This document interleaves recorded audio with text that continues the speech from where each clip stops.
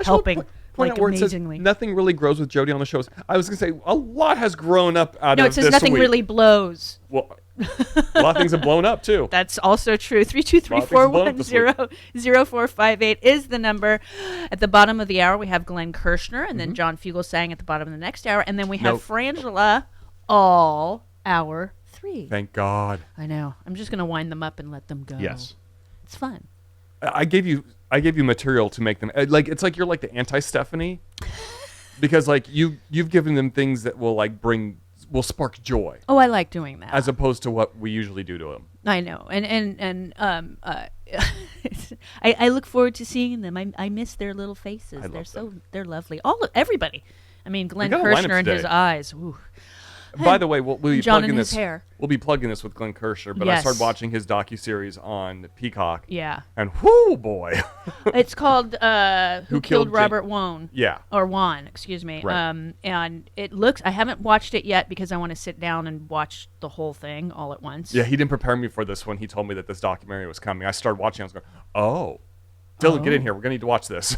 Yeah, I mean, I watched the trailer for it. It looks because I love that kind of the true crime documentaries. I just love them. Oh, and because it's on Peacock, they're dropping F-bombs. The first thing I heard on the trailer was an F. I was like, wait, what? I was like, oh, this is going to be fun. It should be. No, Yeah. I'm looking forward to it. Absolutely. So, yes, Mr. Swalwell, who we just played, was it was the compliance with committee oversight, whatever. It's a subcommittee. It's a subcommittee, right. and he was calling out Jim Jordan for still being in noncompliance with a subpoena. Correct. Technically, he's still in noncompliance. Yes. Right. He went on to say on 12.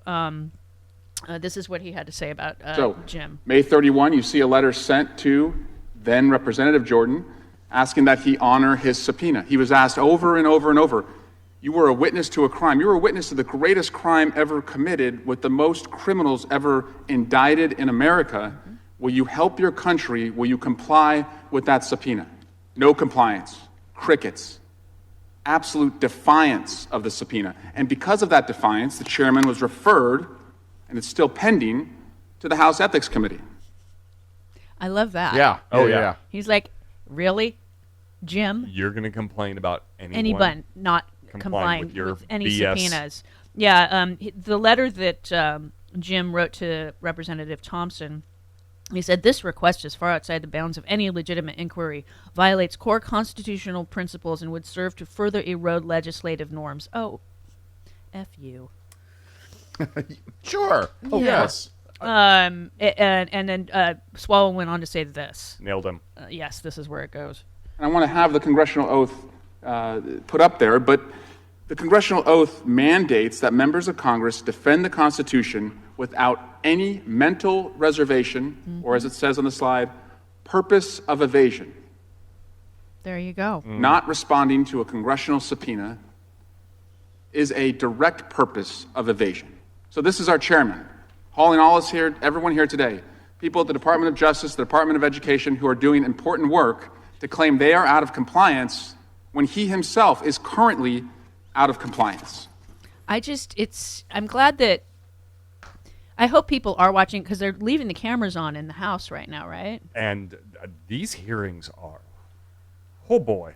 Well, and that's the thing. I mean, every time you have, when we've had those hearings before, when you had your Jim Jordans and Matt Gaetzes on to on a legitimate committee, mind you, asking ridiculous questions. They were just stirring up dust. Right. They were just throwing mud in the air and trying to get everyone dirty with it. Exactly. And so they're still trying to do that, only they're really dumb about it. But it's hard to do when you're running the committee and you're choosing terrible witnesses. Well, terrible witnesses and the questions that the Republicans are asking 9 times out of 10, like Boebert asked something where she was talking about people not doing remote work that are federal. Right. And then the person that she was asking goes, hi, that was the last administration. Right. Yeah. Right. Those are figures that came out in early 2021, which means that those figures were from 2020 when Trump was president. And she's like, I can't speak to the previous administration because I wasn't in the previous administration, so dummy. Yeah. No, they didn't think any of these things through. Like, all Chris has been saying, it's like they have lived in their own bubble Sure. for so long. Yeah. That they haven't been challenged. Yeah. And Yeah. so now they're getting challenged, and they don't know how to answer. No, they And they were don't. able to they were able to get away with saying this for Right. like the last, I mean, Ever. 6 years Yeah. really. Yeah. They've not been challenged by this. Right. Right. And so now that they can, everyone's seeing they're crazy, and it's great. It is good, and it's. I mean, even when they do try to, do a gotcha to a witness, it's not going well. Right. Because the people that they've put on these committees are not smart. Right. Like Jim Jordan's relatively smart. He just kind of talks around and doesn't really say yeah, much. he talks a He's lot. very, very good at that. Yeah. He does that Gish Gallop thing where he just kind of floods the zone. Yeah, he's very, very good at that. That's a skill. It's an annoying skill, but it's a skill. Yeah. But you have Lauren Boebert and Marjorie Three Toes, and they are just not They're wise dumb. people. They're dumb. You They know. are getting their asses handed to them on a regular basis, and Lauren Boebert, we can talk about sex, can't we? oh yeah, this is a good one. How about 14? Okay. Let's see what. This There is are her. schools that are worse than that are teaching worse than just gender ideology. Yeah. I mean, they have comprehensive sex ed. They're That's teaching good. kids how to have and enjoy sex, No. and even same-sex sex, how to pleasure Oh my God, themselves. no. I mean, this is not something elementary students should learn, or nor any student in a public school. So, these are the things that we need to go after and cut their funding. You know who could use some sex education? Her son. Yeah. Yeah. He could have used She's going to comprehensive. be a grandma. Because she She's made gonna be a she made an GMA. announcement this weekend too. 15. Yeah. We are raising our 4 boys to be men What does that before mean? liberals teach them to be women. Oh my God. But I leaned over and I asked my husband if it was appropriate to announce this here today. So I'm going to tell you all for the first time in a public setting that not only am I a mom of 4 boys, but come April, I will be a Gigi to a brand new grandson. Okay. She's 36, She's 36. which means she got knocked up young too, but she was probably 19 because her son's 17 now. She could have been 18, but I don't know because she shared some more details in clip 16. Now my son, when I approached him and told him, Tyler, I'm going to be a 36-year-old grandmother, he said, well, didn't you make Granny a 36-year-old granny? I said, yes, I did. there you go. He said, well, then it's hereditary. Nice try, buddy. Nice try, buddy. What does that mean? Okay, have now no I don't idea. know when Lauren Boebert had her 17-year-old son. She's Right. 36, 36, right so now. she was right? 18 or 19 when she had Which means also her mom was 18, or 19 yeah. when she had her. Absolutely, which are adults. Which is- that's fine. They're young mothers, but that's fine. Yes. I'm not going to shame her for getting pregnant. Right. But for her to do all this stuff against comprehensive sex education, perhaps she wouldn't have gotten pregnant at a young age, or her son getting somebody else who's 15. I believe his girlfriend's 15. I didn't know the age of the girl, but She's young. I mean, it's within this. It's not rape related by any. Right, These no, two are dating, and there's no kids- statutory kids issues. have sex, and if Yeah. they had comprehensive sex education, they might understand the idea of safe sex. Exactly, Or and sex that will not end lead in a to pregnancy. And yes, condoms they're not 100%, but they're really, really good. Right. Yeah. It's very rare that they don't work. And that's usually if you're not doing it right. I And managed that's to a never sex get a- education can teach you how to put one on correctly. Like I was saying the other day about my 7th grade science teacher, poor Mr. Frost. It was just a bunch of girls. Yeah. And it was just 1 week of sex ed, and this poor man. So he brought out birth control pills, condoms, diaphragms, what was available in 1978, 79. And IUDs, not IEDs. IUDs were available then; they were off the market, and now they're back. Okay. But not IEDs. Not IEDs because that would have been very dangerous. Yes. That's, but That's he, one way to get rid of a pregnancy. So he showed us how to put a condom on a banana. oh, we had that. oh, cucumber, banana. Yeah. One of those. and that made us giggle because we're 11 and 12-year-old Sure. girls. But I mean, it was, in the diagrams of what the bodies look like, and when we saw boys, but it's important, even at that was relatively, it's not young. 11 and 12-year-old girls and boys are very curious at that point in time. And so I don't think they're teaching people how to masturbate. And I don't care if they are. I think that's a good thing. Most people figured that out. They on figured their that out own. on their own, Unless especially you're boys. Especially boys.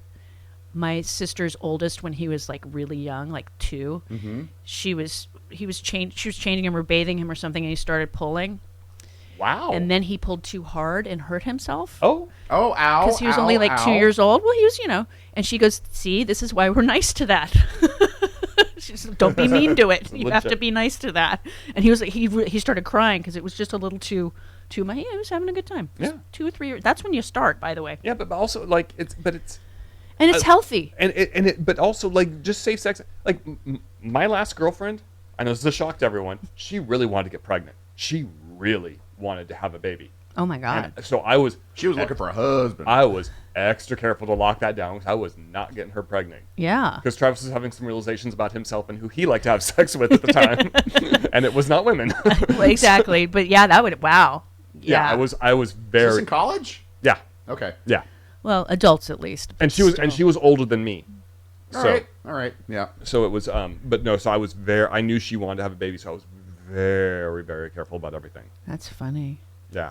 God, I don't know. Well, I guess I knew people that wanted, but they got married usually first. Not all of my friends did, but wow. I ran into her years later. She is happily married and she does have kids now, and they are not mine. Good. And they're not yours. You're sure about that? Yes. Oh, yeah. They're. I can backdate. I know exactly when the last time I had sex with a woman was.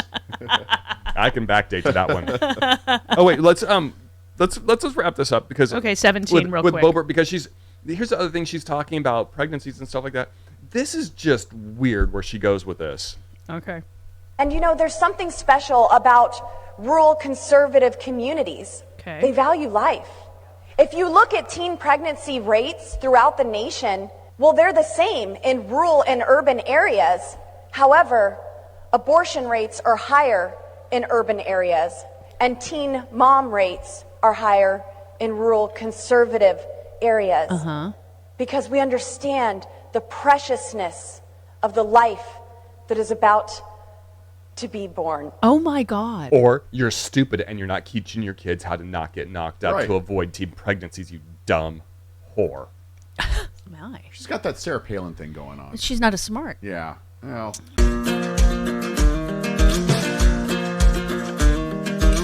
Today in the Organic Kitchen, I'm going to show you a delicious way to make pizza in a pan.